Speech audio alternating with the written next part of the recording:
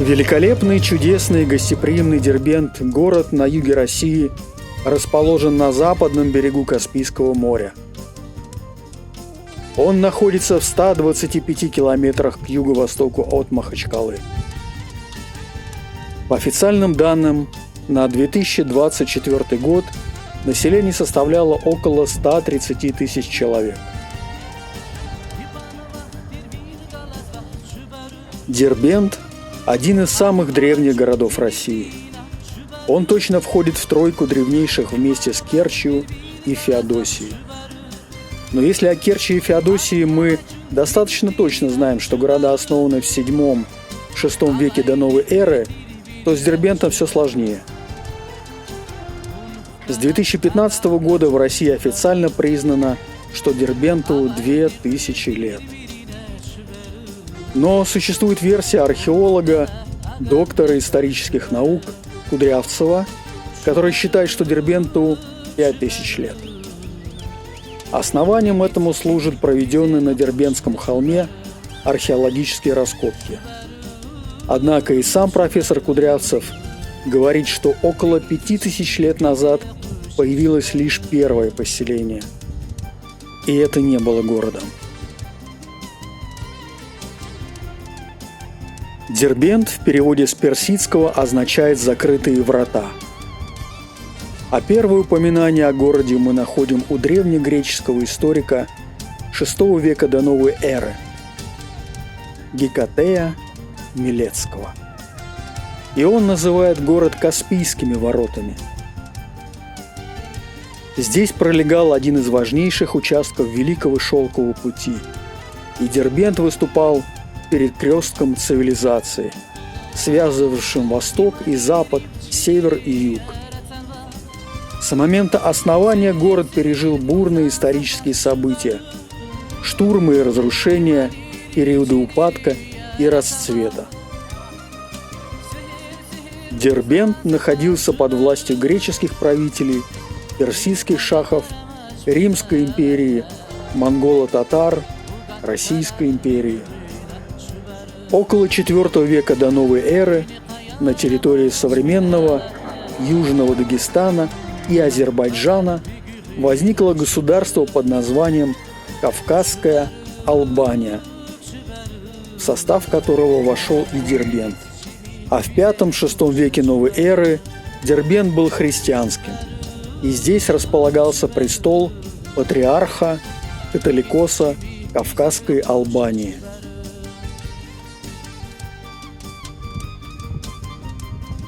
С VII века Дербент захватывают арабы, и население начинает принимать ислам.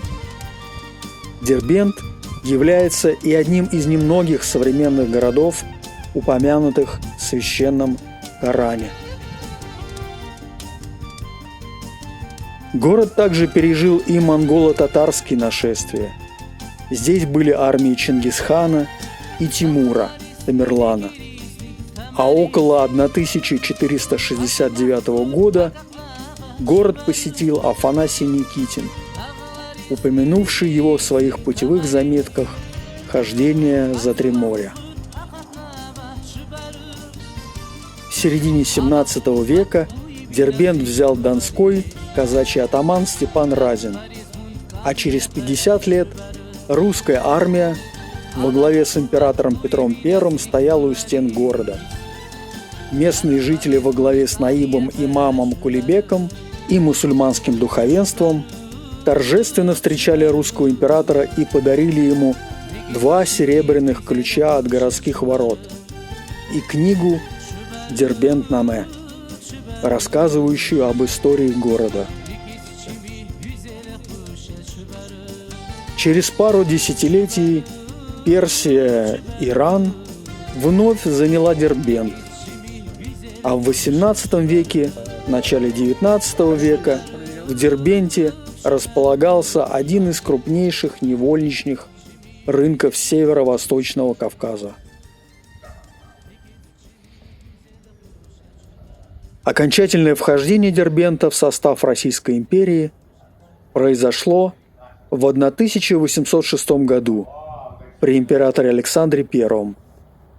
А в 1898 году через Дербент прошла железная дорога от Порт-Петровска, сейчас это Махачкала, в город Баку.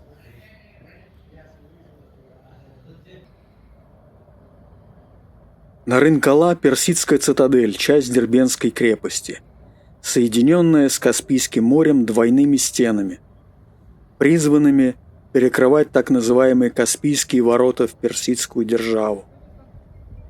В переводе с персидского название означает «солнечная крепость». Со средних веков Дербентская крепость также называлась стеной Александра Македонского из-за предания, что ее построил великий завоеватель. В реальности же Александр Македонский не бывал в этих местах. Нарынкала занимает вершину ближайшего к морю холма. Путь вдоль берега преграждали две параллельные крепостные стены, примыкавшие к крепости, а с другой стороны они уходили в море, препятствуя обходу крепости по мелководью и образуя гавань для судов. Между отстоящими друг от друга стенами на 350-450 метров лежал средневековый город Дербент. Нарынкала занимает площадь в 4,5 гектара. Наружные стены толщиной 2,5-3,5 метра достигают на отдельных участках высоты 20-25 метров и делают ее неприступной крепостью, способной выдержать тяжелую и длительную осаду.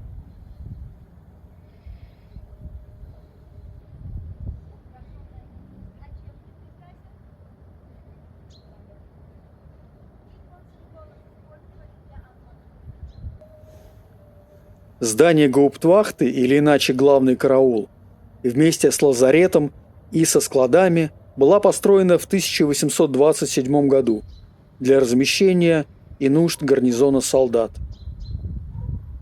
По мирному договору, заключенному между Россией и Персией в 1813 году, Дербент вместе с другими прикаспийскими территориями вошел в состав Российской империи. Поэтому в Дербенте разместился русский военный гарнизон. Ну да, конечно. Здание ханского дворца использовали в качестве казармы. Таким образом, вплоть до 1867 года гарнизон находился в цитадели Нарынкала, а гауптвахту использовали по назначению.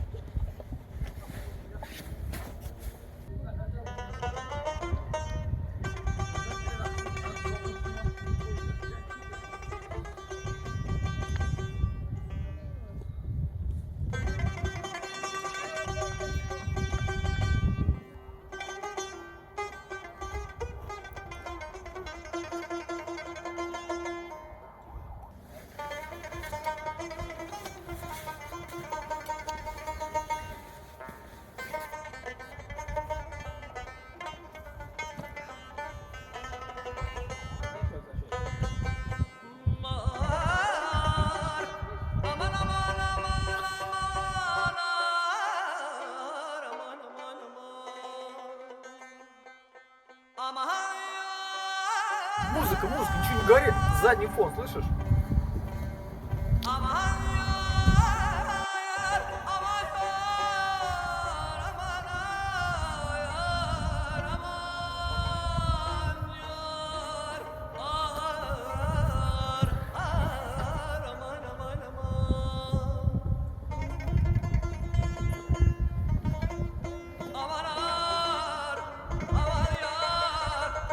Великий князь челом бьет. И что? Запускать? Запускай. С бабами. А что делать? Тяжела ханская жизнь. Пути и годы Царь далеко, ждут нас а я впереди. И Ваше здоровье. никогда не смолкнет песня эта. Пусть много будет в ней тепла и света. До края жизни с песнею дойди. Как жили мы, борясь и смерти не боясь, так и отныне жить тебе и мне. В небесной вышине и в горной тишине, в морской волне и в яростном огне. Как жили мы, борясь и смерти не боясь, так и отныне жить тебе и мне. В небесной вышине и в горной тишине, в морской волне и в яростном огне. И в яростном огне. Как он поет, он же мне душу вынимает. Бляглый. Любовь, надежду, веру, новый путь. Не может зло отнять у нас с тобою. Как счастье жить то радостью, то болью. И смерть сама не в силах зачеркнуть. Как жили мы, борясь и смерти не боясь, так и отныне жить тебе и мне. В небесной вышине и в горной тишине, в морской волне и в яростном огне.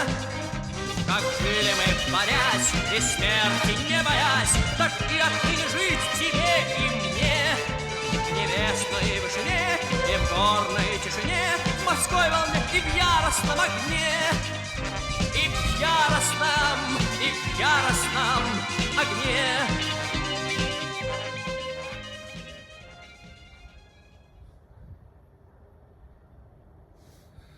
Ханская баня предположительно построена в XVI-XVII веках. Расположена она в северо-западной части крепости Нарын-Кала. Представляет собой одноэтажное полуподземное сводчато-купольное сооружение, освещаемое верхним светом через специальные отверстия в куполах и сводах. Единственный восточный фасад бани, не скрытый грунтом, выходил в сторону ханского дворца.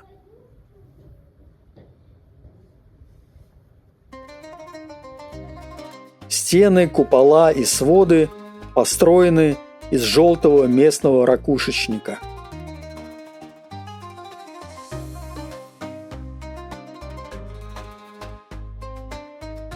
Устройство топки в банях характерно для персидских бань того времени. Она находится под полом для согревания не только воды, но и каменных плит основания, а также воздуха.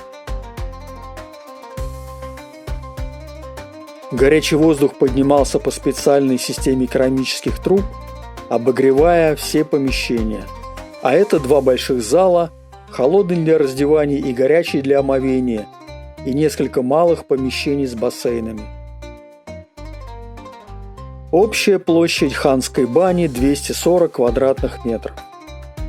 Хан, его жены и ближайшее окружение посещали бани по строго определенным дням недели. Бани хорошо охранялись. Замечательно, что здесь еще открыто, можно внутрь зайти, да? То есть не просто сверху смотришь и все огорожено, а то, что ты заходишь внутрь и вот наслаждаешься вот этим вот разнообразием. Кладки комнат. Всего в городе сохранилось 6 старинных бань. Хан-Хамам в цитадели и еще 5 в городских районах Магалах. Многие из этих бань работали вплоть до 20 века. Например, Девичья баня 13 века закрылась лишь в 1950 году.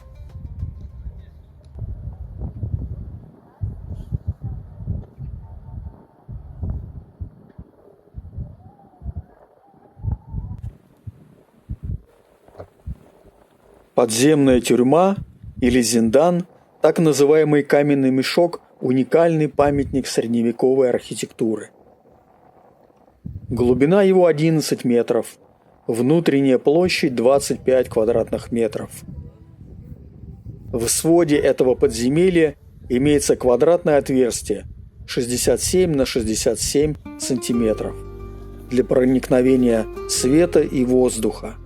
Оно прикрывалось массивной каменной плитой с отверстием диаметром всего 23 сантиметра, через которое узникам подавали пищу. Согласно легенде, приговоренных к смерти сажали в зиндан, где они умирали голодной смертью.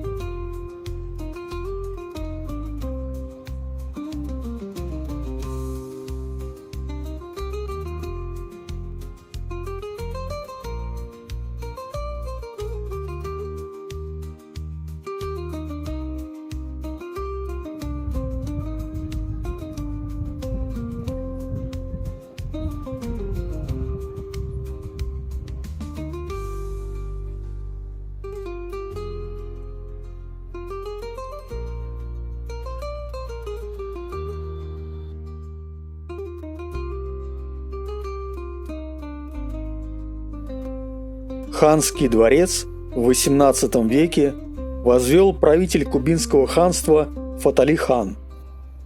Дворец был центром цитадели Нарын-Кала. Ныне сохранился только главный вход с галереей. Ворота на входе во дворец по-прежнему украшают парные фигуры львов.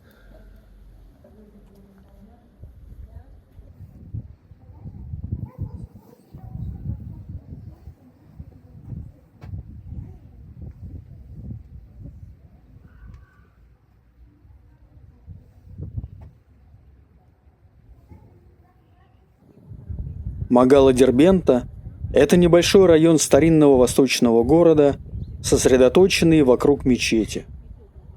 В Дербенте 9 магалов.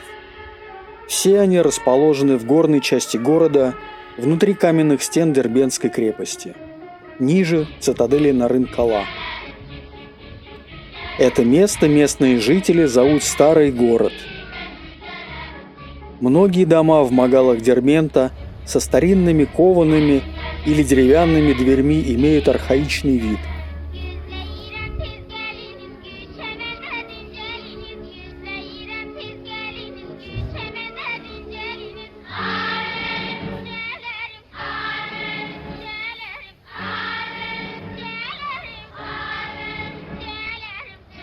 Мы находимся у торговой площади рядом с колеса-мечетью. Также рядом находятся старинные мужские бани и памятник азербайджанскому поэту и мистику XIX века Гумри, который родился в Дербенте.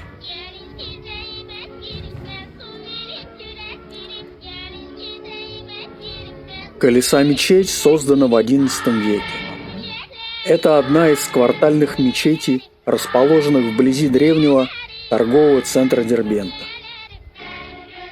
Получила она свое название «Колеса», что означает «церковь», в связи с тем, что некоторое время в XIX веке использовалась как гарнизонная христианская церковь.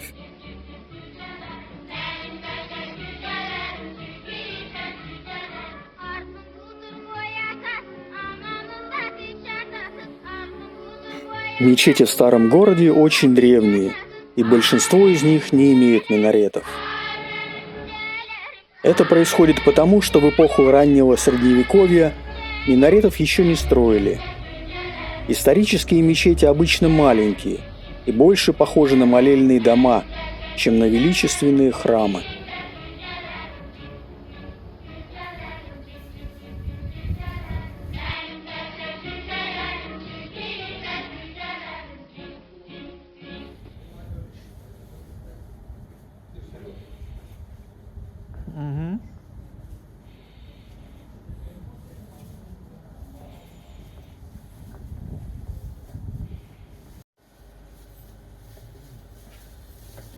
Мы идем ко входу в Джума-мечеть, минуя северные ворота стены, окружающей мечеть. Джума-мечеть в Дербенте – одна из древнейших мечетей мира и самая древняя мечеть в России. Многочисленные письменные источники сообщают о строительстве Большой соборной мечети в 115 году хиджры, 733-734 года. Заказчиком строительства был арабский полководец Абу Муслим. Джума-мечеть представляет собой прямоугольное здание в длину 67 метров и в ширину 17 метров.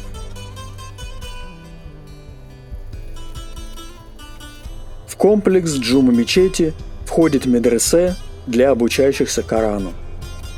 По своему виду Дербентская Джума-мечеть напоминает ранние христианские сирийские базилики VII века. Дело в том, что в начальный период распространения ислама первые мечети часто перестраивались из захваченных христианских храмов.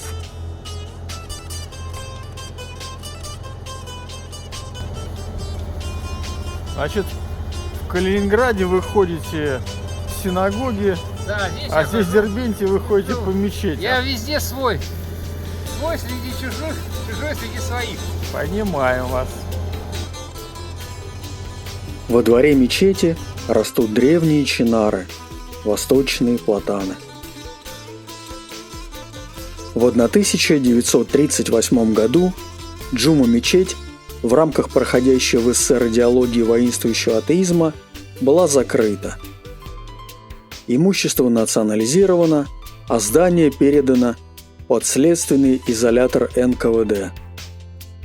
В 1943 году здание Джума-мечети вновь возвратили верующим мусульманам. В советские годы Джума-мечеть являлась крупнейшей на Северном Кавказе, а до последних лет она оставалась единственной во всем Южном Дагестане. По этой причине пятничный намаз в Дербент съезжались верующие из разных районов Южного Дагестана.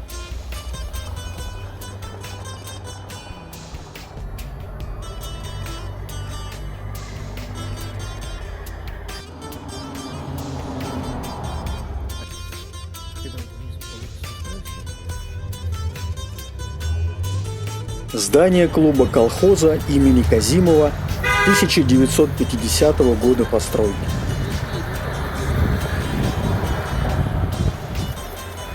Это здание принадлежало первому колхозу Дербента, первоначально носившему имя Жданова.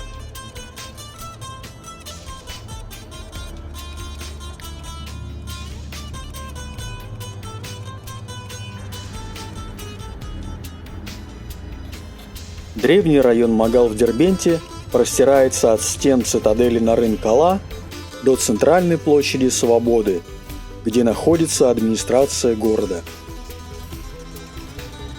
Чтобы почувствовать колорит средневекового Дербента, можно или спускаться от крепости в центр, или наоборот, подниматься к крепости по улочкам Магала. Спускаться, конечно же, легче и веселее.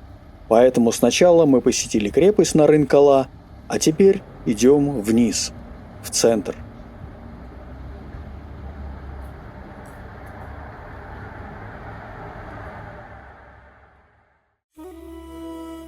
Перед нами армянская церковь. Строительство ее было начато в 1860 году при содействии генерал-лейтенанта Лорис Меликова, назначенного царским начальником Южного Дагестана. Автором проекта церкви был армянский писатель Габриэл Сундукян. Церковь была построена в 1870-71 годах. Позднее к церкви была пристроена колокольня на пожертвование местного жителя-армянина. Здание церкви крестово-купольное, размеры 22,5 на 15,7 метра. Выстроено из обтесанных камней ракушечника, стены не оштукатурены. Во времена революции и гражданской войны здание сильно пострадало. Почти полностью была разрушена кровля, богослужения в церкви прекратились. Следы от снарядов на стенах сохранились и сегодня. Реставрировать церковь начали в 1970-е годы. После этого здания в 1982 году передали Дербентскому государственному историко-художественному музею-заповеднику.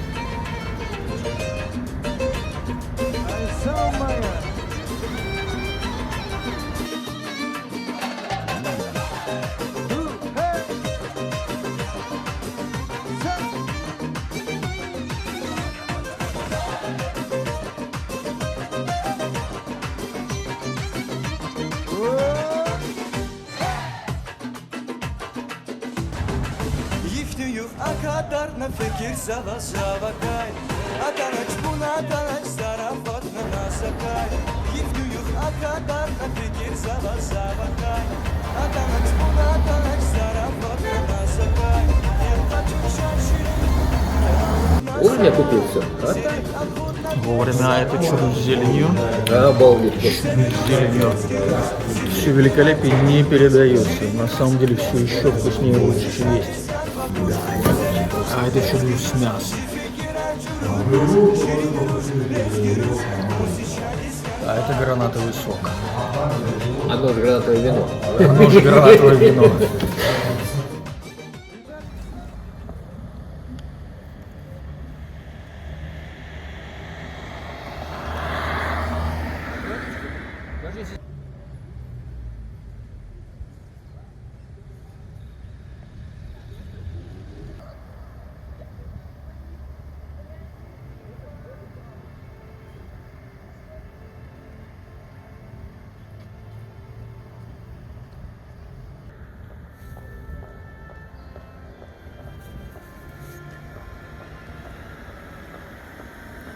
Церковь Покрова Пресвятой Богородицы – православная церковь в городе Дербенте. Она была построена в 1899-1900 годах в качестве церковно-приходской школы. В 1901 году в школе был устроен алтарь, и она превратилась в церковь-школу. А в 1939 году церковь была закрыта, но в 1943 году ее вновь передали верующим. Настоятелем церкви более 40 лет служил протоиерей Николай Михайлович Котельников. Долгое время он был единственным православным священником в городе и считался старейшим настоятелем в Дагестане. Отец Николай предложил идею памятника братству представителей 3 религий – иудаизма, христианства и ислама. По его идее был выполнен проект, который сейчас расположен на центральной пешеходной улице Дербента. 23 июня 2024 года в Дербенте и Махачкале вооруженные боевики осуществили несколько скоординированных нападений на церкви, синагоги, а также пост ДПС.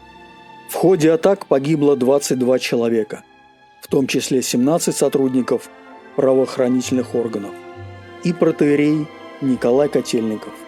Страдая от неизлечимой болезни, протоиерей Николай Котельников продолжал служить до 23 июня 2024 года, когда был убит террористами, которые напали на церковь и подожгли ее. Родился Николай Котельников в Сунжинском районе Чечено-Ингушской АССР.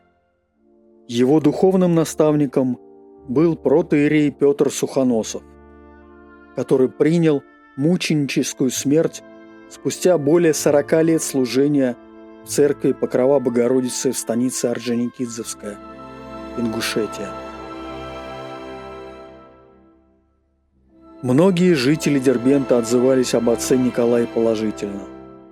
Он никогда не отказывал в помощи нуждающимся, дружил с мусульманской общиной и имамом Дербентской джума-мечети, а также представителями еврейской общины города.